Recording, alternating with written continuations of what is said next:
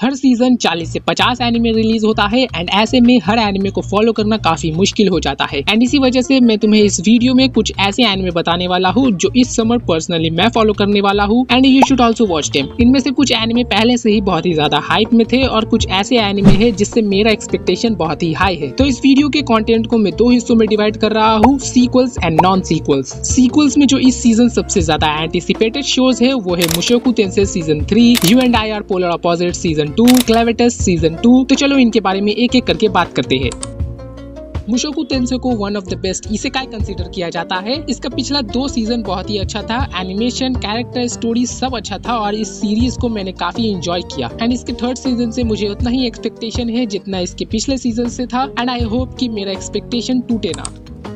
You and I are polar opposite उन romance animes में से है जिसको पर्सनली मैंने काफी एंजॉय किया। वैसे ऐसा होना तो ऑलमोस्ट इम्पॉसिबल है कि तुमने इस एनिमे का नाम ना सुना हो क्योंकि ये 2026 का बेस्ट रोमांस एनिमे है मेरे पर्सपेक्टिव से। इस एनिमे में मेन कैरेक्टर के लव लाइफ के साथ साथ और भी कैरेक्टर के लव लाइफ को दिखाया जाता है। इसका सीजन 1 इसी साल रिलीज हुआ था और इसका सीजन 2 भी इसी साल रिलीज होगा एंड आई होप कि इसके एनिमेशन से कॉम्प्रोमाइज ना किया जाए क्योंकि एसेंशियली किसी भी एनिमे का 2 सीजन एक ही साल में रिलीज नहीं होता है और जब तक मैं ये वीडियो अपलोड करूंगा तब तक ये एनिमे स्ट्रीम होना स्टार्ट भी हो चुका होगा।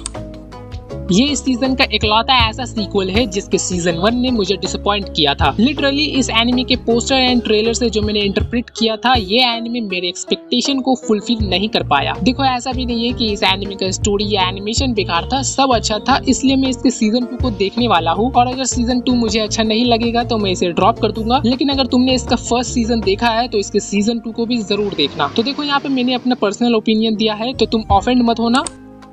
लिंक क्लिक एक चाइनीज डोंगुआ है जिसका सीजन 3 इस समर रिलीज होने वाला है एंड ये बहुत ही अंडररेटेड एनिमे है। इसमें 2 मेन कैरेक्टर है, चेंग और लू। इन दोनों के पास एक स्पेशल एबिलिटी है, एक फोटो के थ्रू देख सकता है कि फोटो क्लिक करने के बाद क्या इवेंट्स हुआ था और दूसरा उस इवेंट्स को जी सकता है। ये एक टाइम ट्रैवल मिस्ट्री एनिमे है एंड मेरे तरफ से ये एक पीक रिकमेंडेशन है। तो अगर तुमने इसका एक भी सीजन नहीं देखा है तो ट्राई जरूर करना। इनके अलावा the elusive samurai season 2, the 100 girlfriend season 3, grand blue dreaming season 3 और ब्लीच भी रिलीज होगा। तो अगर तुमने इनके पिछले सीजन देखा है तो इनको भी चेकआउट कर सकते हो। एंड नाउ अब आ जाते हैं नॉन सीक्वल्स पे। ब्लैक टॉर्च यह एनिमे फॉलो करता है जीरो आजुमा को जिसके पास एक सुपरनैचुरल एबिलिटी है एनिमल से बात करने का। तो एक दिन जीरो एक इंजर्ड कैट को बचाता है और तब उसे पता चलता है कि वो कैट एक मोनोनोके है, एक इवल स्पिरिट जिसपे एक दूसरे मोनोनोके ने अटैक किया था। फिर वही मोनोनोके वापस उस कैट और जीरो पे हमला करता है और जीरो को जान से मार देता है एंड देन वो कैट जीरो से मर्ज हो जाता है और जीरो को एक और चांस देता है लाइफ जीने का। इस एनिमे का प्लॉट काफी हद तक चेनसो मैन और पैरासाइट जैसा है। तो अगर तुम्हें ये शोज पसंद आया था तो तुम इस एनिमे को चेकआउट कर सकते हो। टॉम रेडर किंग ये एक एक्शन फैंटेसी एनिमे है। इसमें एक ऐसा वर्ल्ड दिखाया जाता है जहाँ ancient Tom's and mysterious relics exist करता है और बड़े बड़े ऑर्गेनाइजेशन रिलिक्स को हासिल करने के लिए ट्रेजर हंटर्स को हायर करते हैं। इसी तरह स्यूजो को भी हायर किया जाता है टॉम्स एक्सप्लोर एंड रिलिक्स को हासिल करने के लिए। लेकिन वो ऑर्गेनाइजेशन स्यूजो को टॉम में ही मरने के लिए छोड़ देता है एंड देन स्यूजो 15 साल पीछे चला जाता है और सारे रिलिक्स को हासिल करता है। बेसिकली रिलिक्स एक ऐसा चीज है जिससे लोगों को सुपरनैचुरल पावर मिलता है। इस एनिमे के रिलीज होने से पहले ही ये एनिमे हाइप में था और लोग इसे सोलो लेवलिंग का कॉपी भी कह रहे थे। बाय द वे मुझे नहीं पता कि ये एनिमे सोलो लेवलिंग से कितना डिफरेंट या सिमिलर है, लेकिन इस एनिमे को देखने में काफी मजा आने वाला है। स्मोकिंग बिहाइंड द सुपरमार्केट 45 साल का ऑफिस वर्कर ससाकी, उसका जॉब बहुत ही स्ट्रेसफुल है और उसका जिंदगी काफी बोरिंग हो चुका है। हर दिन काम के बाद उसका एक ही ख्वाहिश होता है कि एक लोकल सुपरमार्केट जाना और वहाँ की फ्रेंडली कैशियर यामादा से मिलना। लेकिन एक दिन सासाकी अपने ऑफिस से सुपरमार्केट जाता है तो वहाँ यामादा नहीं होती है और फिर सुपरमार्केट के पीछे उसका मुलाकात तमाया से होता है। दोनों एक दूसरे से बात करते हैं और उन दोनों के बीच एक बॉन्ड क्रिएट हो जाता है। ये एक रोमांस एनिमे है। आमतौर पे रोमांस एनिमे हाई स्कूल के अराउंड रिवॉल्व करता है, लेकिन ये ग्रोन अप के अराउंड रिवॉल्व करता है। इसी तरह एक और एनिमे है चेन स्मोकर कैट, यानी को एक कैट गर्ल जो एक छोटे से अपार्टमेंट में रहती है और स्मोकिंग से एडिक्टेड है। यानी को अपना ऑलमोस्ट सारा पैसा सिगरेट खरीदने में ही वेस्ट कर देती है और जब उसके पास सिगरेट खरीदने के लिए पैसा नहीं होता है तो वो स्ट्रीट पे घूमती है यूज्ड सिगरेट के तलाश में। सीरीज जैसे जैसे प्रोग्रेस करता है हमें और भी कैट गर्ल देखने मिलती है और उनके प्रॉब्लम्स के बारे में पता चलता है। यह एनिमे थोड़ा सा एब्सर्ड हो सकता है बट आई होप कि इस एनिमे में हमें एक इमोशनल स्टोरी भी देखने मिले। जादूगर स्टोरी सेट है 30th सेंचुरी के पर्सिया में सितारा जो इस एनिमे की मेन प्रोटैगनिस्ट है उसे स्कॉलर की फैमिली में बेच दिया जाता है और वो लोग उसे पढ़ना लिखना सिखाते हैं। लेकिन कुछ साल बाद मंगल एम्पायर उसके शहर पे हमला कर देता है, उसका घर तबाह हो जाता है, उसके अपने लोग बिछड़ जाते हैं और सितारा को फिर से मंगल एम्पायर कब्जे में ले लेता है। सितारा अपने नॉलेज का यूज करके उस एम्पायर में सर्वाइव करती है और रिवेंज लेती है। इस एनिमे का world design and animation no doubt बहुत ही कमाल का होने वाला है, क्योंकि इसको एनिमेट कर रहा है साइन सारू, जिसने पहले बहुत सारे बड़े बड़े एनिमे शोज को